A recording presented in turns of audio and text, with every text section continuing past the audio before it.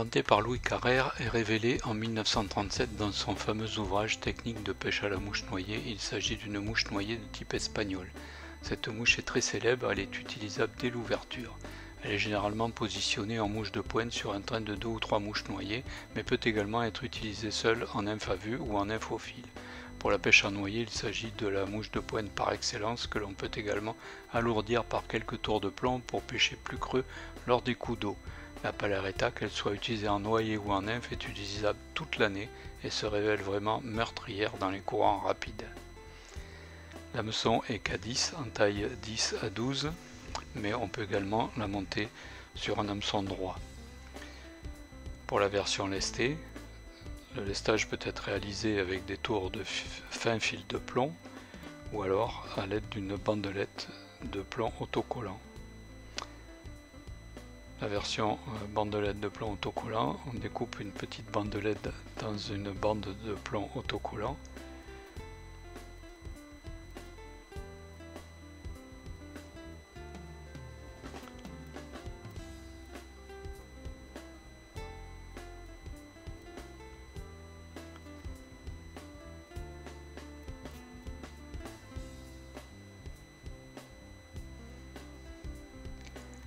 Commencer l'enroulement de l'engoulette de la bandelette depuis la courbure en allant vers l'œillet.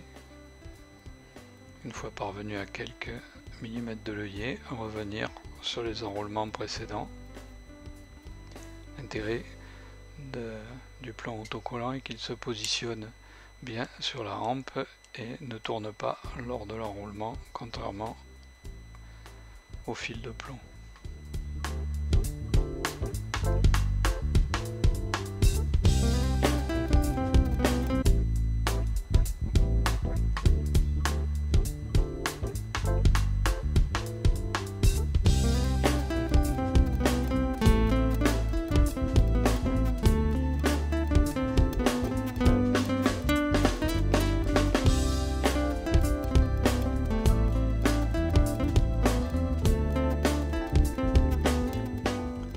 Le fil de montage est noir. Fixer le fil de montage derrière l'œillet et l'amener en recouvrant le lestage jusqu'à la courbure.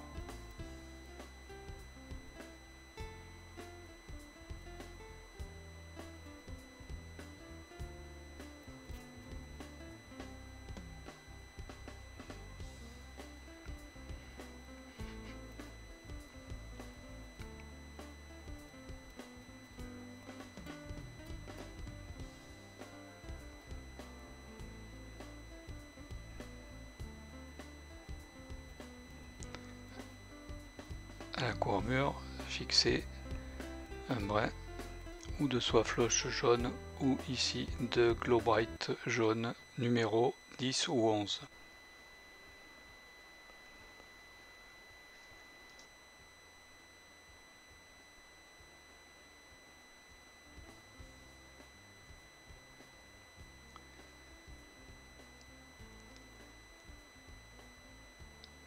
Avec la soie de montage,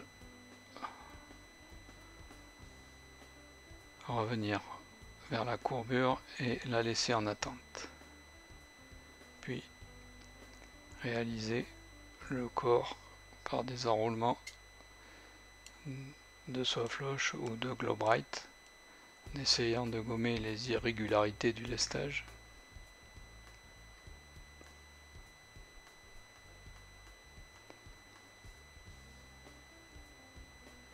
L'on peut aplatir avec une petite pince éventuellement.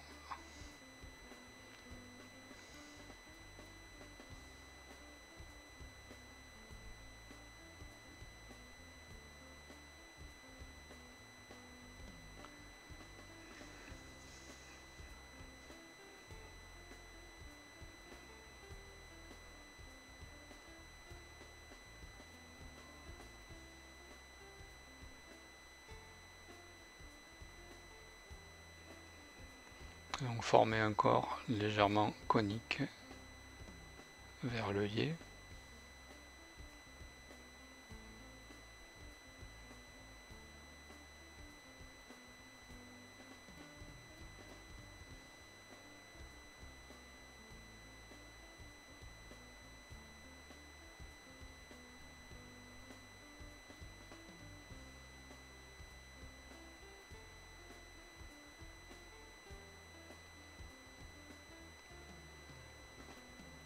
veiller à ce que l'arrêt du corps vers l'œillet ne soit pas progressif mais plutôt un peu brutal pour permettre la fixation des ailes et leur positionnement avec un angle suffisamment conséquent. Puis avec la soie de montage, cercler le corps.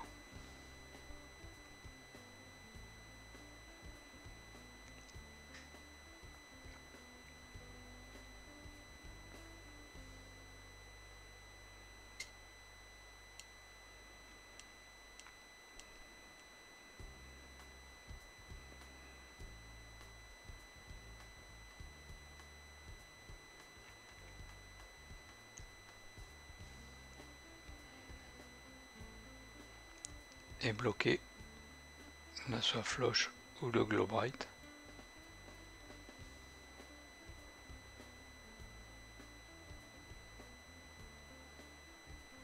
Puis couper l'excédent.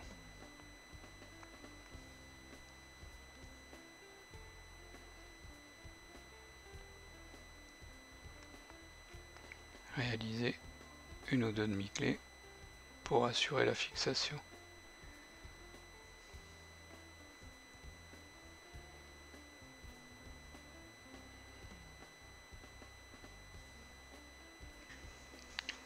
À l'aide d'une résine UV fluide, vernir le corps pour lui donner de la densité. Déposer une goutte de vernis sur le corps.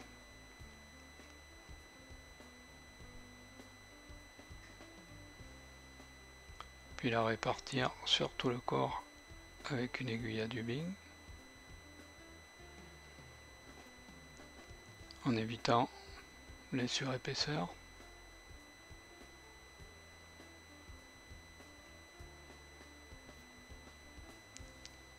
Puis polymériser à l'aide d'une lampe UV. Il est possible de mettre une seconde couche qui donne un petit peu plus de densité et de solidité à l'artificiel. Pour réaliser l'aile, à partir d'une plume de Pardo,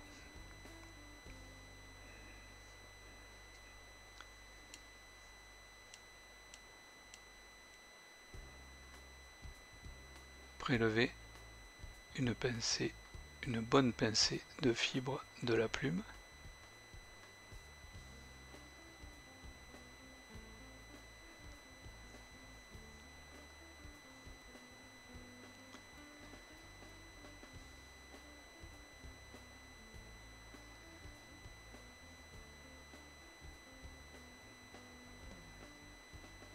Et aligner les pointes à l'aide d'un tasse-poil.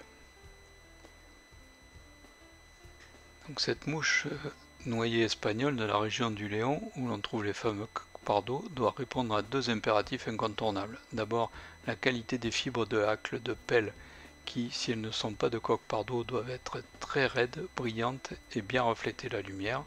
Enfin, la position de la demi-collerette qui doit former un angle d'au moins 45 degrés avec la rampe.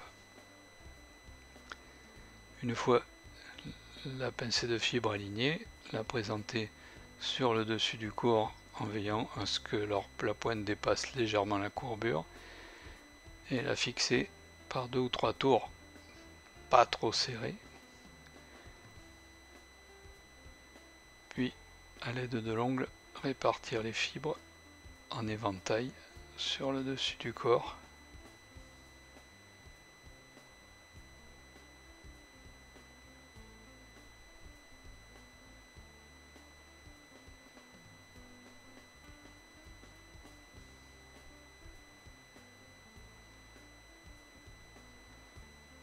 Enfin, assurer la fixation en remontant vers le corps de manière à ce que les fibres prennent cette position à 45 degrés par rapport à la hampe. De nombreux montages présentent des modèles dont les fibres sont couchées le long du corps en les appelant palaretta, mais en action de pêche, ce type de collerette emprisonnera inévitablement une bulle d'air entre le corps et les fibres, en rendant l'artificiel inefficace, l'empêchant de bien couler si elle n'est pas plombée. Former une tête assez volumineuse par des tours de soie de montage et réaliser le nœud final. Bien vernir la tête qui doit être brillante.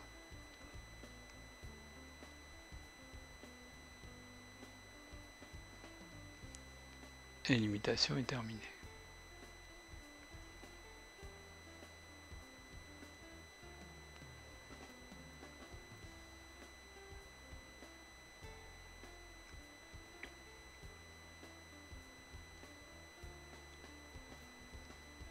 Donc la version jaune cerclée de noir est la version standard, mais il est tout à fait possible d'utiliser d'autres teintes. Voici des exemples: blanc, vert olive,